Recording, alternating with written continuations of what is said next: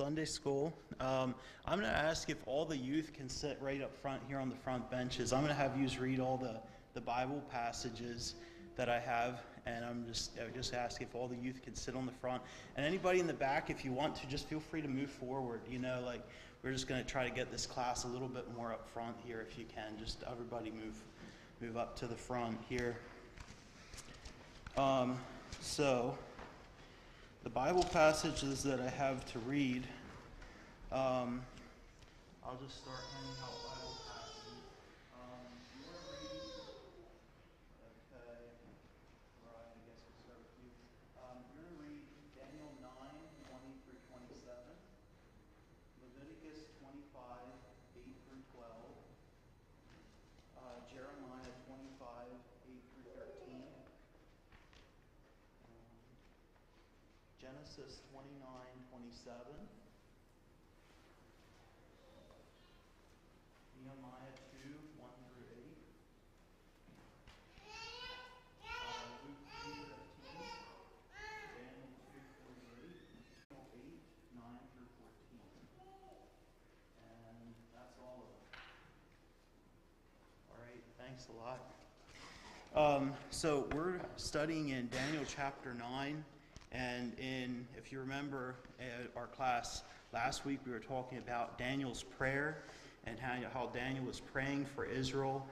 And why was he praying? Well, the 70 years that were prophesied in Jeremiah had, almost come to pass.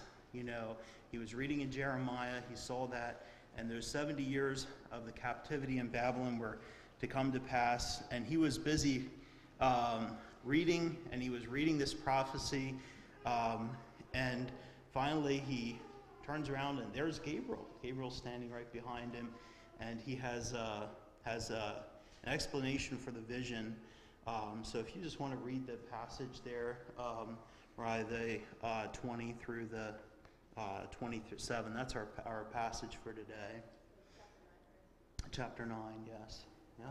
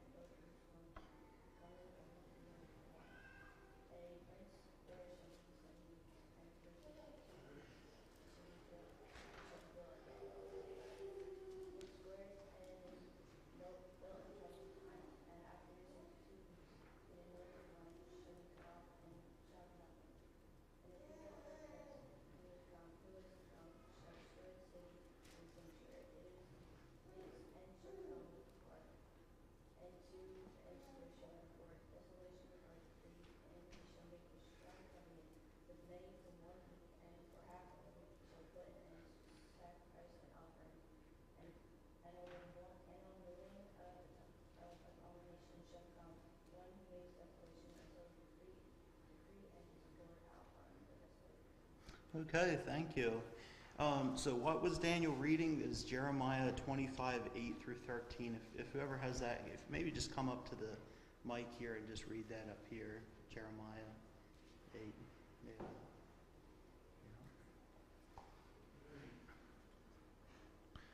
Therefore thus saith the Lord of hosts, because ye have not heard my words, behold, I will send and take all the families of the north, saith the Lord, and Nebuchadnezzar the king of Babylon, my servant, and will bring the sound of millstones and the light of the candle. And this whole land shall be a desolation, and an astonishment, and these nations shall serve the king of Babylon 70 years.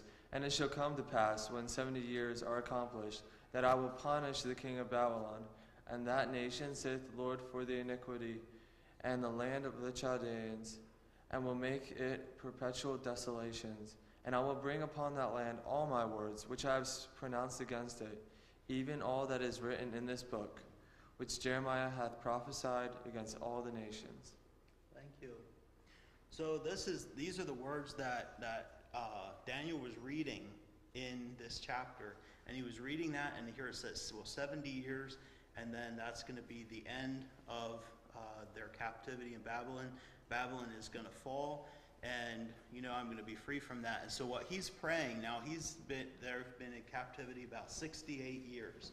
So if he was in captivity for 68 years, and the Jeremiah prophesied 70 years, their captivity is almost at a close.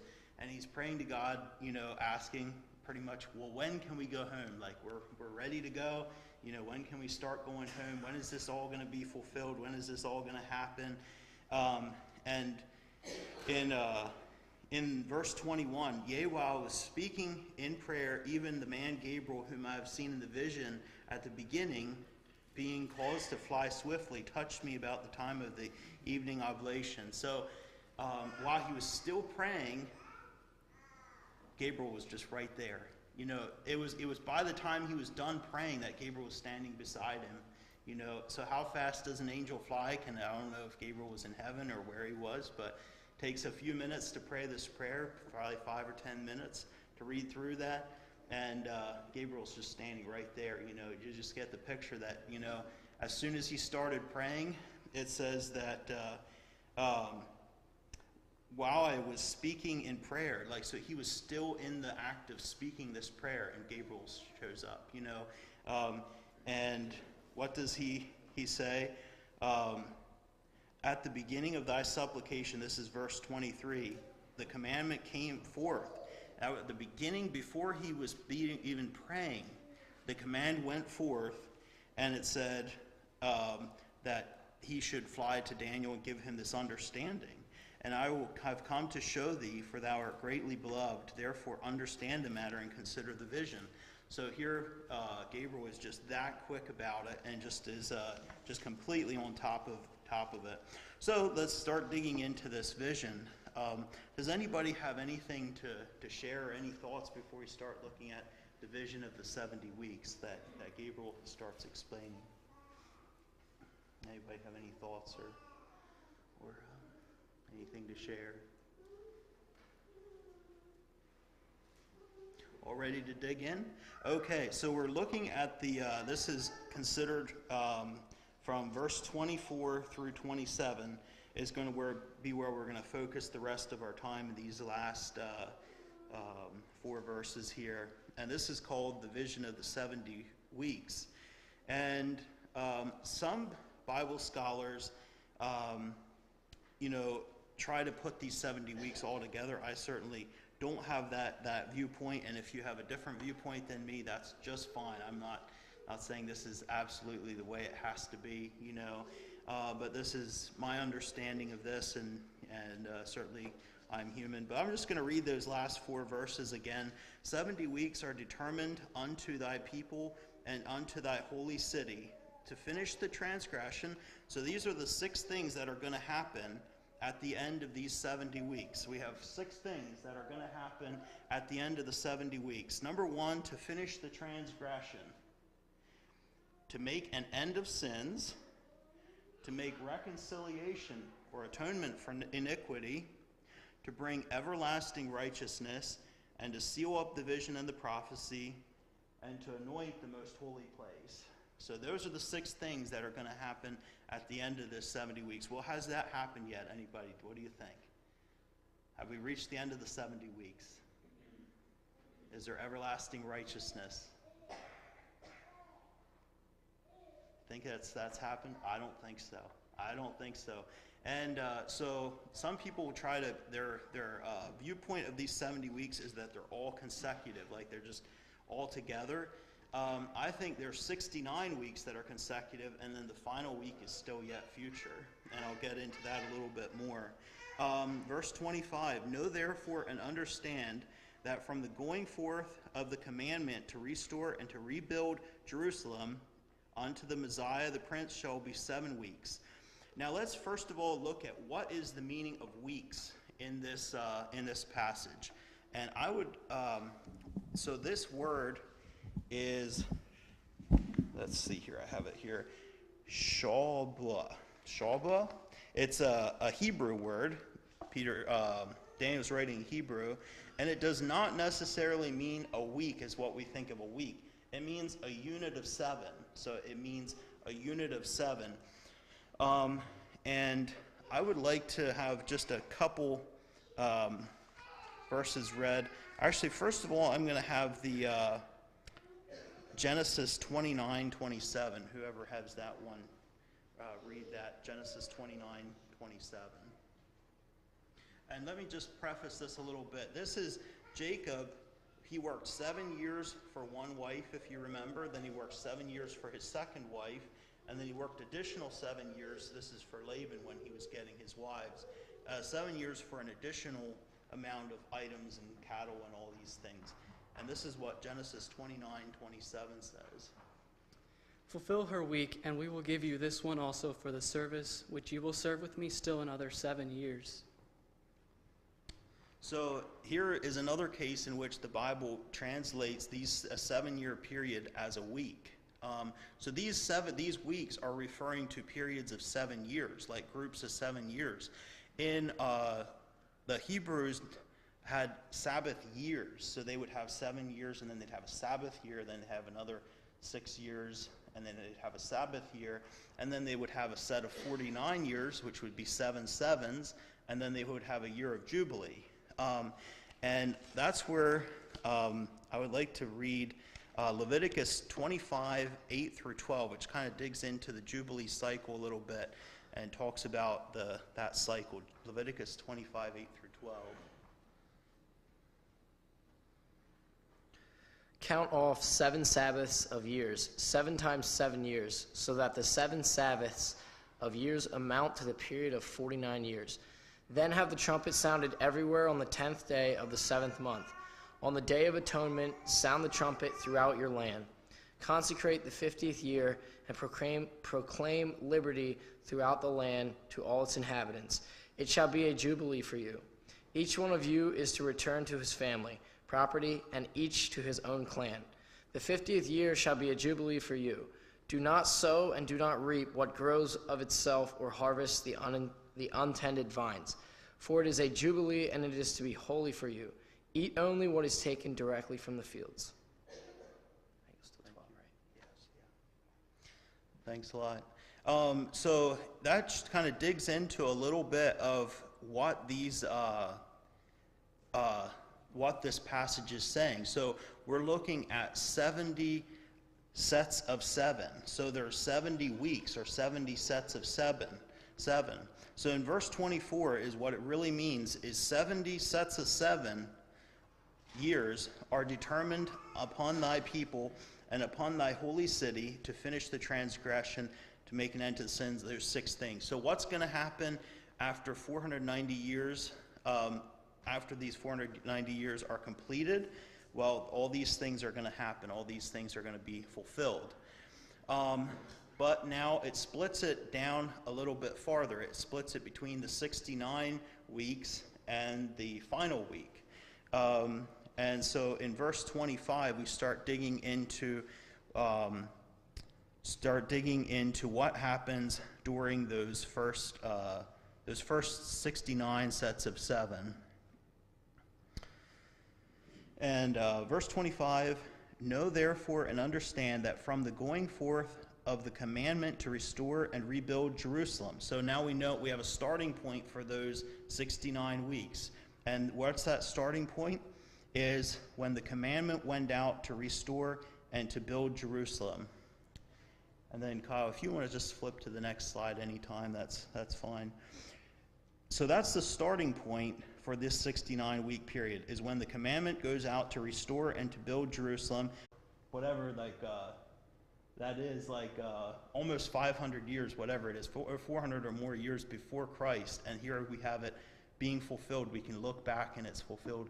And it's just amazing. I was kind of intrigued with this whole passage, and then I read a little bit about like how the Hebrews, like how the rabbis and stuff understand this, because this is part of their holy text. This is part of their, and they twist all around to try to avoid this because it holds out so perfectly, pointing forward to the Messiah. So again, verse 25, know therefore and understand that from the going forth of the commandment to restore and build Jerusalem until the Messiah, the Prince, shall be 7 weeks, and 62 weeks. The street shall be built again, and the wall even in troublous times. So that happened during the time of Nehemiah, that we have the call to go forth and to have Jerusalem rebuilt. And so I'd like whoever has Nehemiah 2, 1 through 8, if you can read that part. And it came to pass in the month of Nisan, in the 20th year of King Artaxerxes, when wine was before him, that I took the wine and gave it to the king. Now I had never been sad in his presence before. Therefore the king said to me, why is your face sad, since you are not sick? This is nothing but sorrow of heart. So I became dreadfully afraid, and said to the king, may the king live forever. Why should my face not be sad, when the city, the place of my father's tombs, lies waste, and its gates are burned with fire? Then the king said to me, what do you request? So I prayed to the God of heaven, and I said to the king, if it pleases the king, and if your servant has found favor in your sight, I ask that you send me to Judah, to the city of my fathers, to the city of my father's tombs, that I may rebuild it. Then the king said to me, the queen also sitting beside him, how long will your journey be, and when will you return? So it pleased the king to send me, and I set him a time. Furthermore, I said to the king, if it pleases the king, let letters be given to me for the governors of the region beyond the river, that they must permit me to pass through till I come to Judah. And a letter to Asaph, the keeper of the king's forest, that he must give me timber to make beams for the gates of the citadel, which pertains to this temple of the city wall, and for the house that I will occupy. And the king granted them to me according to the good hand of my God upon me. Thank you. So there's the command going out. And when does that happen? It starts in, well, my chart says 444 BC, but the other thing I had said 445 BC. But right around that time, the command goes out, and that's the start of this prophecy. And it's just amazing that a heathen king like Nehemiah was the cupbearer to. He had once had built a bridge, and the water came and splashed and knocked the bridge over, so he sent his men out to beat the river because he was so angry that the water knocked his bridge over. So he was just a very irrational, angry king. And here we have him just, okay, you want to rebuild Jerusalem? Go, here's some wood, here's whatever you want, just go and take care of it. Just an amazing thing. And I just have another sheet here. If you just want to flip through to slide 3 there, Kyle. We're just going to go through this, and I'm just going to continue to reading in verse 25.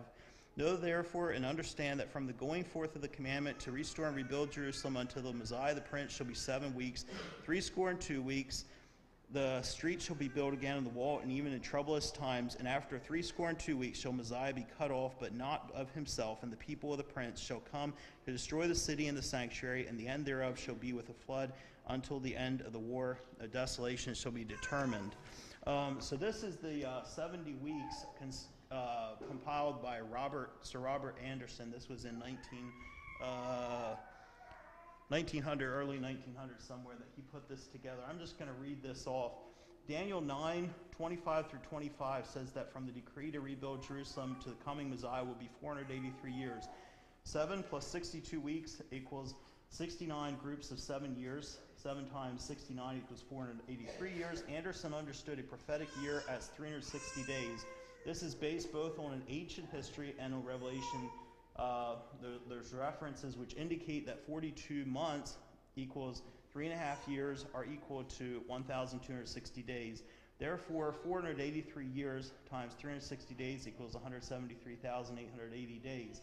Artaxerxes started his reign in 465 BC. The decree to rebuild Jerusalem was given on the first day of Nisan in the 20th year of Artaxerxes in our calendar system.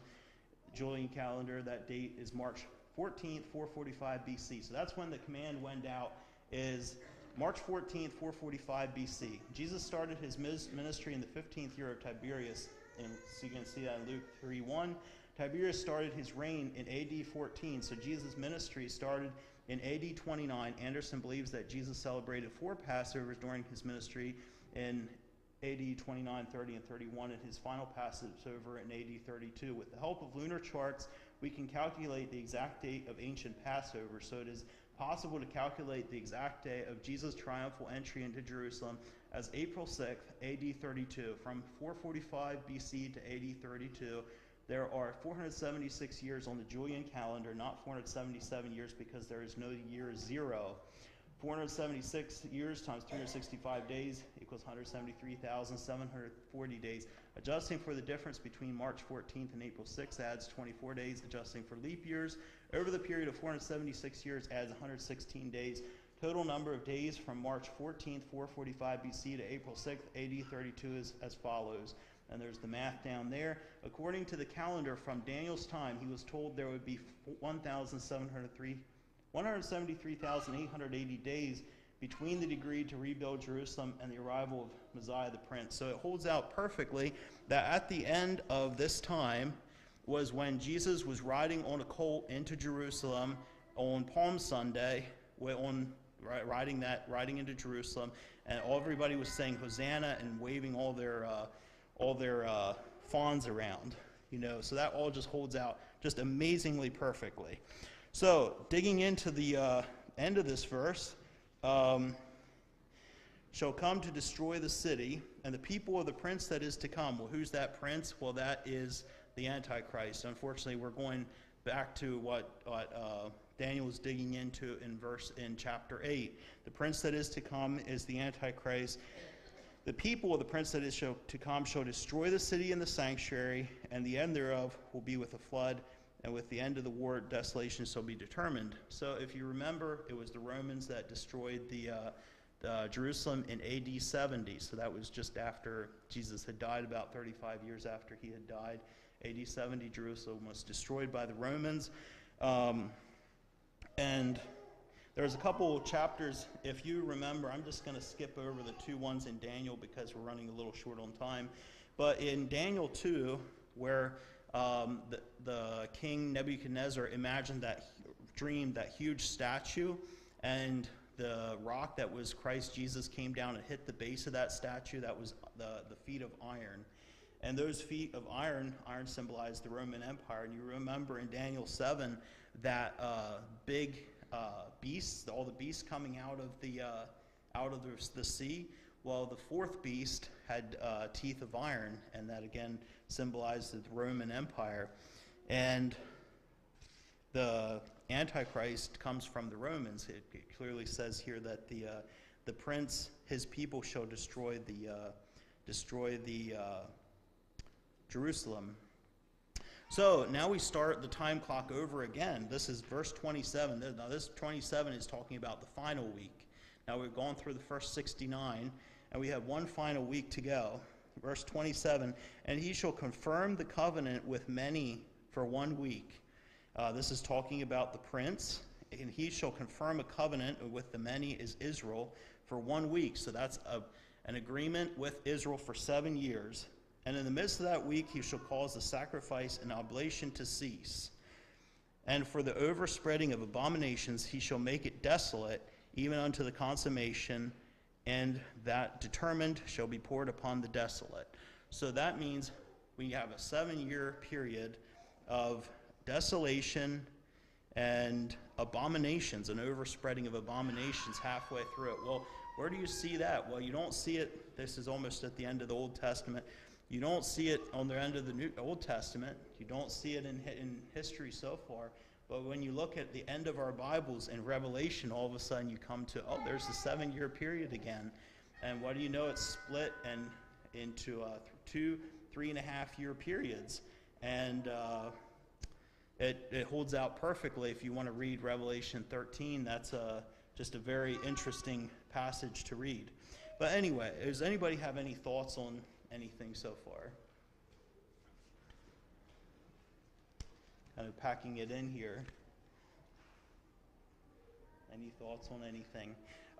So the 70th week begins when Israel makes a covenant with the pagan Antichrist. So the 70th weeks start for their time clock.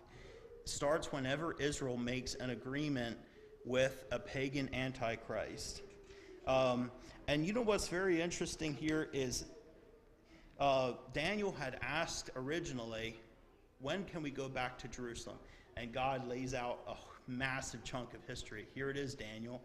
And in verse 26, he already is telling Daniel about the next time they're going to be exiled again.